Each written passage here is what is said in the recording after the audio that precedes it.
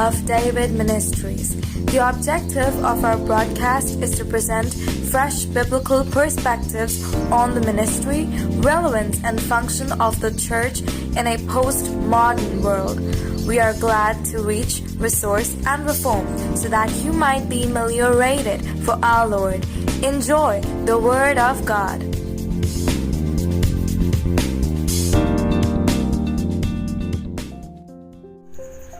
Greetings to all of you in the matchless name of our Lord and Savior Jesus Christ. आप सभी को मसीह यीशु के सामर्थी और महान नाम में अभिवादन। We trust that you are safe and fine. हम आशा करते हैं आप सब अच्छे होंगे और सुरक्षित होंगे। Today we are going to discuss about the second strong pillar of the local church. आज हम कलीसिया के दूसरे मजबूत स्तंभ या खंभे के बारे में बात करेंगे। The first strong pillar, according to the book of Acts chapter 2 verse 42, is apostles' doctrine. जो पहला स्तंभ है, जब हम प्रेरितों के काम दो उसका 42 में पढ़ते हैं तो हमें पता चलता है कि वो प्रेरितों की शिक्षा है। So once we build apostles' doctrine in our lives, जब हम प्रेरितों की शिक्षा अपने जीवन में स्थापित कर लेते हैं, once you get your theology correct, जब आप अपने धर्म विज्ञान को सटीक रूप से समझ लेते हैं, then the second pillar that we need to establish is the pillar of fellowship. तब जो दूसरा स्तंभ या खंभा है हमें जिसमें सटीकता से आना होता है वो होता है संगति। And fellowship is an important part of our faith. और वो बहुत ही ज्यादा महत्वपूर्ण चीज है हमारे विश्वास के लिए। Together to support one another एक दूसरे को समर्थन देना मिलके is an experience that allows us to learn. ये एक चीज है जो कि हमें सिखाती है। It allows us to gain strength वो हमें सामर्थ्य देती है and show the world exactly what God is. और संसार को ये दिखाती है कि परमेश्वर सटीक रूप से या परमेश्वर सही रीति से क्या है। So the Greek word for fellowship is the word koinonia, जो यूनानी शब्द है संगति के लिए वो है कोइनोनिया, which comes from the root word common or shared. जो कि उस नींव से निकलता है जिनको कहा जाता है सामूहिक या सहभागी। So fellowship means common participation in something. तो संगति का मतलब होता है कि समान रूप से किसी जगह सम्मिलित होना या अपना योगदान देना, Either by giving what you have या तो उसे देकर जो कि आपके पास है or receiving. या लेने के द्वारा। So give and take is the essence of the fellowship. ये जो लेन देन की प्रक्रिया है वो एक मूल वस्तु है संगति की। And give and take must be the way of fellowship in common life of the body of Christ. तो ये लेन देन की प्रक्रिया हमारे मसीह की देह में सामान्य जिंदगी में आनी चाहिए। So there are two dimensions of the fellowship. हम संगति के दो पहलुओं को देखते हैं। First dimension is fellowship with the Father, the Son and the Holy Spirit. पहला जो पहलू है वो है पिता, पुत्र और पवित्र आत्मा के साथ संगति करना। And the second aspect of the fellowship is that fellowship with one another. और जो दूसरा पहलू है वो है एक दूसरे के साथ संगति करना। 1 John chapter 1 verse 7 says, if we walk in the light as he is in the light, we have fellowship with one another.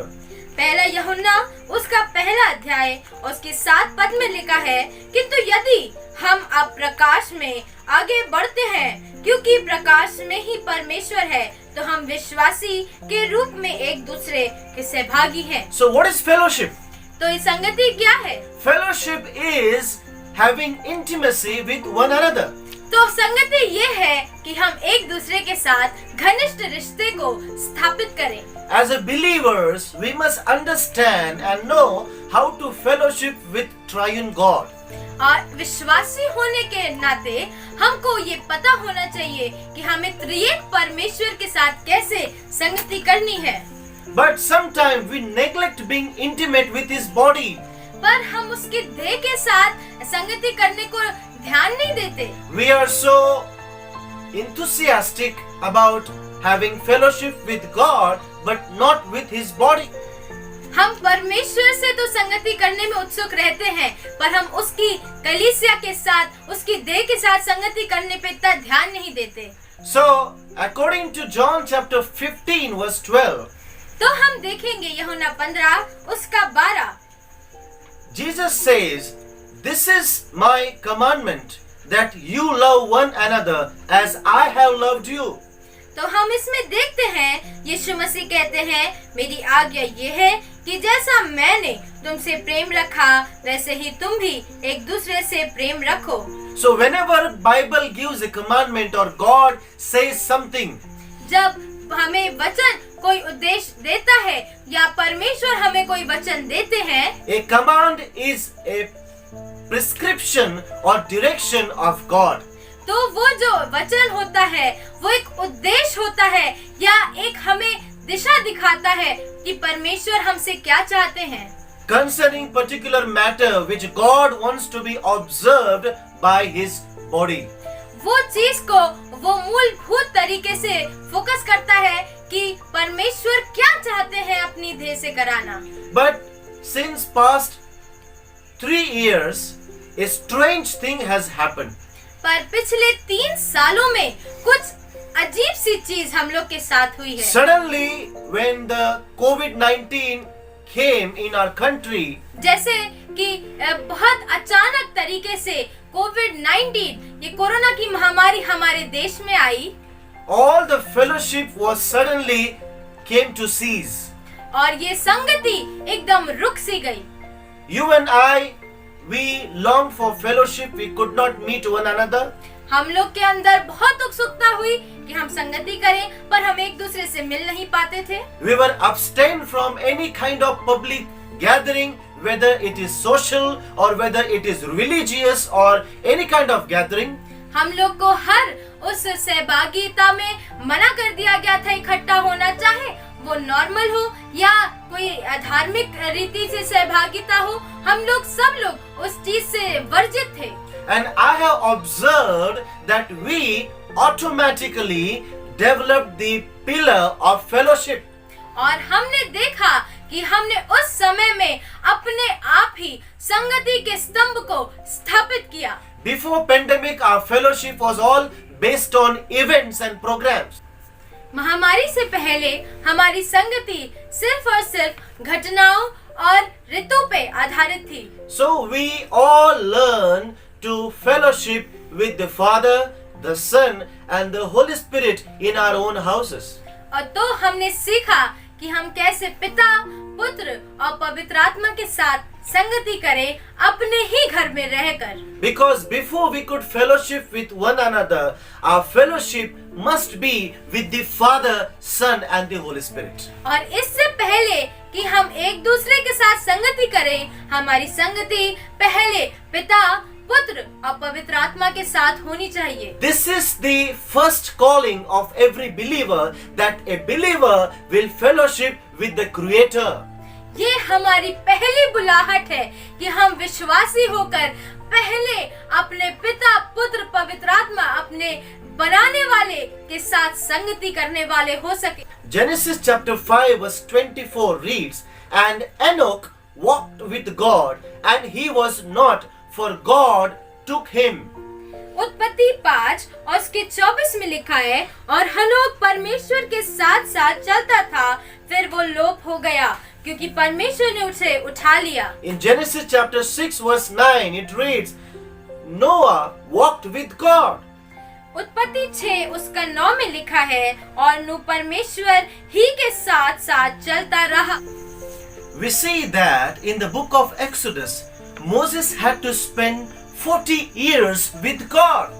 हम देखते हैं निर्गमन में बताया गया है कि मूसा ने 40 साल तक परमेश्वर के साथ समय बिताया। So God didn't allow him to make his public appearance without he being spending time with God for 40 years. और हम देखते हैं परमेश्वर ने उसे अनुमति नहीं दी कि वो लोगों के सामने जाए इससे पहले कि वो उसके साथ समय बिताए। So the lesson we learn in the pandemic, तो जो सीख हमें महामारी में सीखते हैं वो ये है that you and I are called to have fellowship with our Creator before we fellowship with the church. वो ये है कि हमें और आपको इससे पहले कि हम लोगों के साथ संगति करें, अपने परमेश्वर, अपने बनाने वाले, हमारे रचने वाले के साथ संगति करनी है। When God made Adam and Eve, जब परमेश्वर ने आदम और हवा को बनाया, God created them for a specific purpose. परमेश्वर ने उन्हें एक बहुत ही ज्यादा महत्वपूर्ण कारण से बनाया। So to fulfill that specific purpose, they had to spend time with God. तो उस चीज को पूरा करने के लिए उन्हें परमेश्वर के साथ संगति करने की बहुत जरूरत। The word the cool of the day does not point specifically to any time. जो वहाँ पर लिखा है दिन का ठंडा समय, वो किसी भी निर्देशित समय को नहीं बताता। But the Hebrew word there is the word ruach, पर वहाँ जो शब्द है वो इब्रानी भाषा में है रुआख, which means the Spirit of God.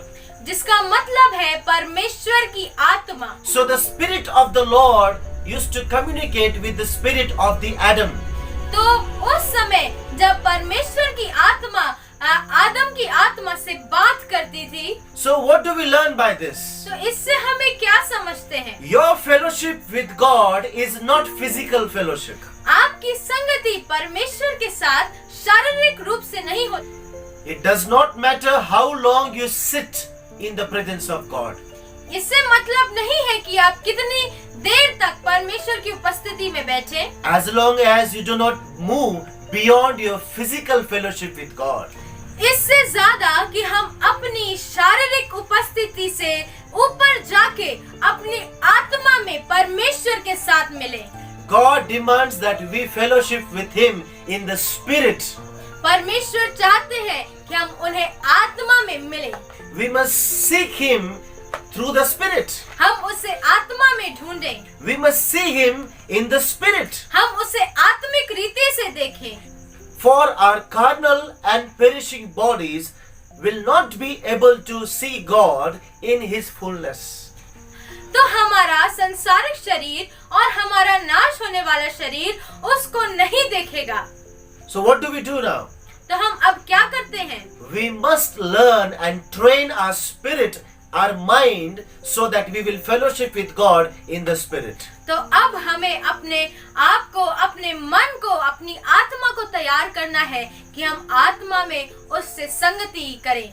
And by now, we hope that you have understood why fellowship is important. तो अब तक हम आशा करते हैं कि आपको समझ आ गया होगा कि संगति क्यों महत्वपूर्ण है। First and foremost, your fellowship with the Father, the Son, and the Holy Spirit is essential.